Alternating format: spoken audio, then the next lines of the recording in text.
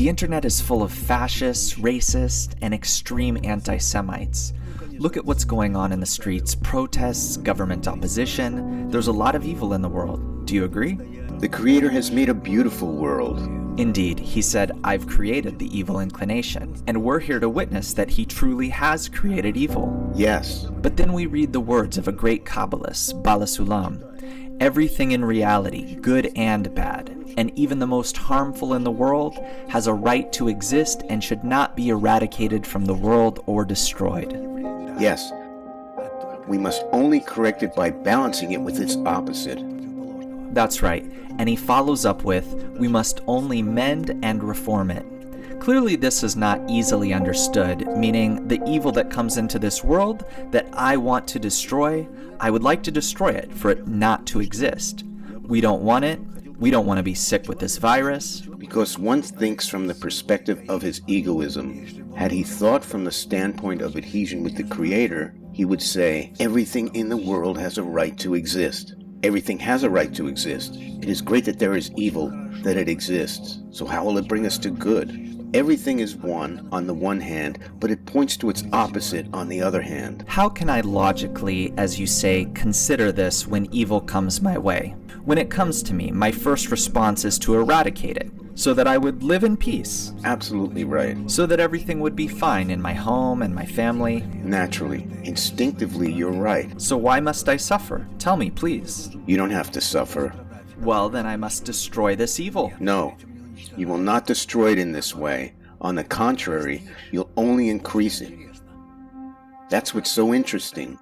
All those on the left or the right, kind or evil people, each cultivate only evil on their side and in no way destroy it. Why don't they understand it? We only see greater strife with each passing year. This is a one-dimensional view of the world. One-dimensional. Yes. Can they conduct some sort of logical, scientific study to see that it only makes matters worse, and that their strife makes it only worse for everyone and for the whole world? Can one pause and think about it or not? You see that they can't. I see they don't. Indeed, throughout thousands of years of human society, they don't come to this realization. There was a time when doing sieges, people were even throwing food to their enemies through the fortress walls, so humanity has certainly forgotten it. They've forgotten it, yes. But this is truly beautiful.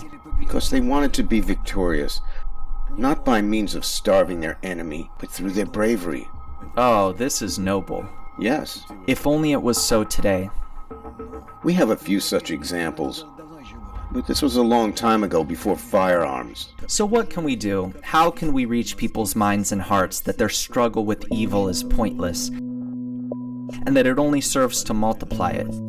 Only through education, through the right upbringing, by explaining that it is impossible to eradicate evil, that good and evil are two properties in this world that run concurrently, and therefore you can't destroy either of them. By increasing or diminishing one, you affect the other, but in no way do you destroy it.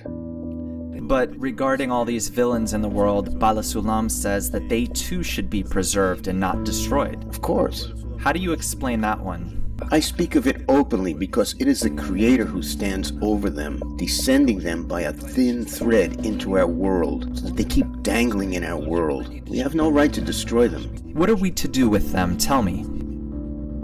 We must reveal their hollowness, their defacement, and at the same time their opposite, good characters and actions. If evil is revealed in this world, then say a new villain or some manifestation. Doesn't matter. A villain or a group, no matter who. If evil is revealed in this world, we must reveal good in this world in equal measure. This is the only way to fight this evil, and you shouldn't fight it.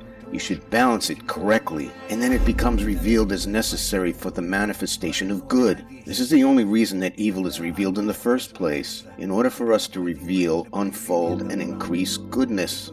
So evil comes only to reveal good? Yes. The greater the evil, the more good is revealed. Yes. The second part, though, about not destroying evil needs to be further explained. You can't destroy it because it is the force of this world. The force that manifests itself in the world in human society.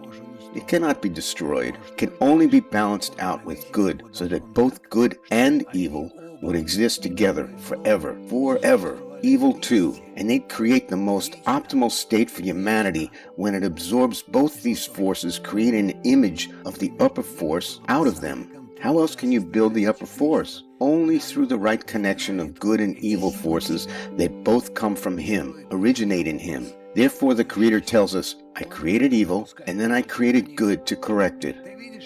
You see what's going on here? Evil is the foundation of the world, and good is only there to correct it. This is great, just great. I'm thinking about it, about myself, if I could have such an attitude towards evil, to relate to the real evil, terrifying, great evil in such a way. Rise above your ego, and you'll be able to. Above your ego. Evil will force you to rise above it, but good will not. Yes, it's true. You see how everything is built on total inversions? Turn it inside out, and you'll get to the truth.